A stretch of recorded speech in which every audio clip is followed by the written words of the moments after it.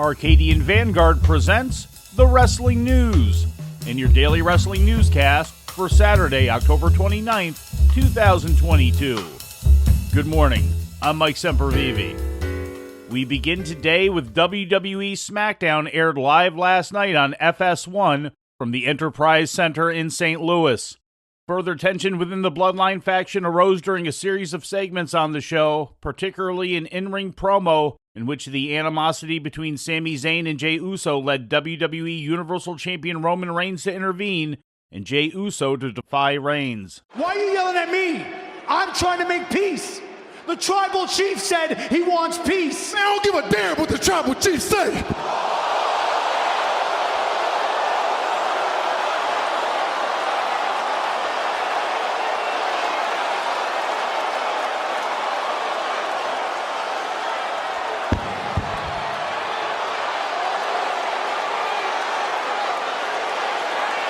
He didn't mean that. He didn't mean that, right? You didn't mean that. He didn't mean that. Roman, seriously. He did not mean that, okay? Look, Jay's been going through a lot. He's gone through a lot. He's just not himself right now. That's it, okay? He's just not. Lately, he just hasn't been very oozy. The promo segment followed a loss suffered by Zayn and Solo Sikoa of the Bloodline in a match against Ridge Holland and Butch of the Brawling Brutes. The final segment of the show featured another emotional in-ring promo from Bray Wyatt, interrupted once again by the masked Uncle Howdy figure who taunted Wyatt to close out the show. You claim you don't wear a mask if you do not wear a mask. But we both know that's not true, don't we? I conceive you will never be able to hide from me. Your Uncle Howdy. The episode featured the return of Tenille Dashwood, known in WWE as Emma after a 5-year absence from the company. Emma answered an open challenge laid out by SmackDown Women's Champion Ronda Rousey, but lost to Rousey via submission. Emma had been appearing in Impact and Ring of Honor under her own name since being released from WWE.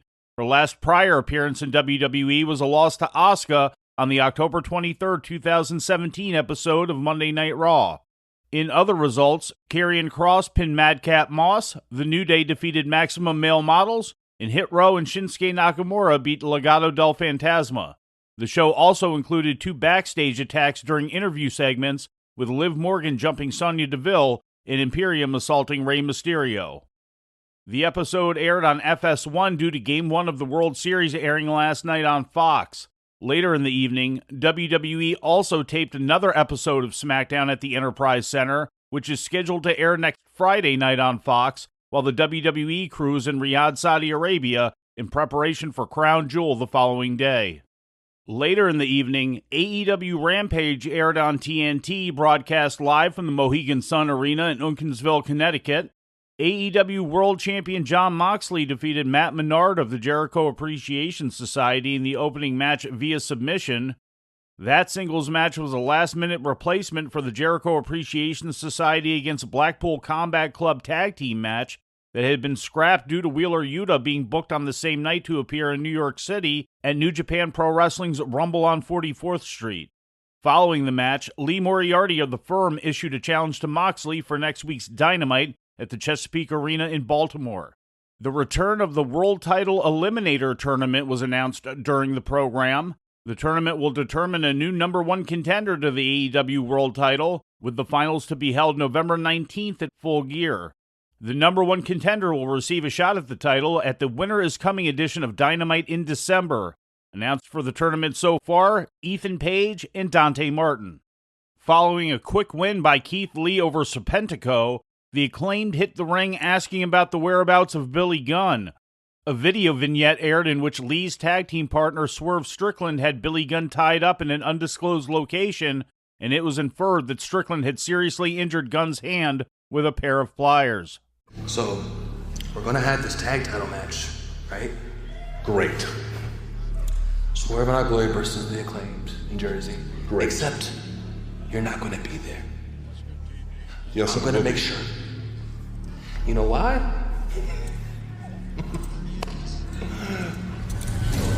Because Don't you, whatever you're thinking, don't do it. You're gonna be in the hospital. You're gonna regret it. I promise you, Swerve. Don't do it. Don't do it. It's too late. Don't do it, Swerve. It's too I'm telling you. late. Swerve, What the? Spooky season has arrived.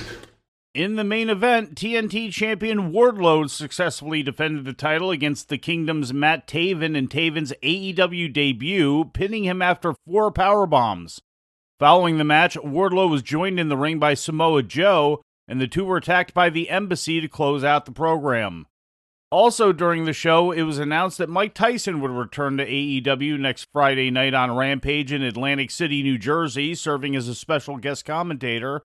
Tyson was last seen in AEW in April of 2021 when he was the enforcer referee for a match between Chris Jericho and Dax Harwood on Dynamite. New Japan's Rumble on 44th Street was last night's third major show, broadcast on pay-per-view live from the Palladium in Times Square. In the main event, IWGP World Champion Jay White and Juice Robinson defeated Kazuchika Okada and AEW's Eddie Kingston, with White pinning Kingston after hitting his Blade Runner finisher.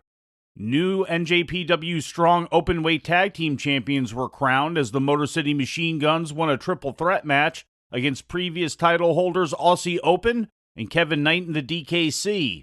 In a World of Stardom match featured on the card, SWA World Champion Mayu Iwatani retained her title against Kylan King. Also, Fred Rosser pinned Jonathan Gresham to retain the NJPW Strong Openweight Championship.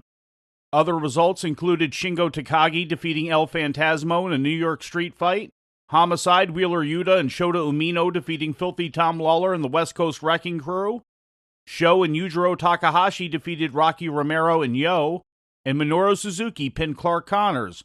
In Connors' corner was Ken Shamrock, who embraced Suzuki after the match. This was New Japan's second night in a row at the Palladium in New York City, and only the 4th New York City show in the company's history. During the show, New Japan announced its first major international event of 2023, which will be Battle in the Valley, set to take place in San Jose, California, on Saturday, February 18th. Jay White and Kazuchika Okada are the first 2 wrestlers advertised for the show. The first Battle in the Valley took place on November 13th, 2021, in San Jose. With some other AEW news, here's the Wrestling News' Lou Kipilman. Tony Schiavone revealed to his co-host Aubrey Edwards on the latest edition of the AEW Unrestricted podcast that AEW has hired his son Matt as a TV producer.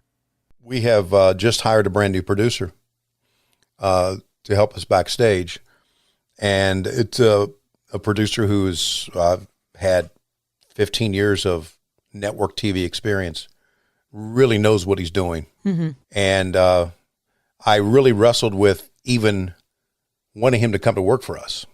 And it's my son, Matt. Yeah. Matt Schiavone started with AEW last week at the live Rampage taping from Daly's Place in Jacksonville, Florida. He previously worked as a producer for Fox News and has also worked for the MLB Network. Another of Tony Schiavone's sons, Chris, was featured on AEW Dynamite as part of an angle involving QT Marshall back in August of last year. For the Wrestling News, I'm Lou Kipilman.